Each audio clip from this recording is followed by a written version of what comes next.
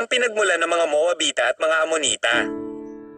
Ito ay nasa Genesis Kapitulo 19 hanggang 20. Dahil natatakot si Lot na manirahan sa Zoar, siya at ang kanyang dalawang anak na dalagang babae ay lumipat sa mga bundok kung saan sila nakatira sa isang yungib. Pagkatapos ay sinabi ng panganay na anak sa kanyang nakababatang kapatid, "Ang tatay natin ay tumatanda na at wala nang natitirang lalaki sa buong mundo para pakasalan tayo para magkaanak tayo sa karaniwang paraan. Kaya't lasingin natin ang ating ama upang siya ay makipagtalik sa atin at magkaanak sa pamamagitan niya." Nang gabing iyon ay dinalhan nila siya ng alak. At pagkatapos ay nakipagtalik sa kanya ang kanyang nakatatandang anak. Pero hindi niya alam ito dahil lasing na lasing siya. Kinabukasan, muling sinabi ng kanyang panganay na anak sa kanyang nakababatang kapatid,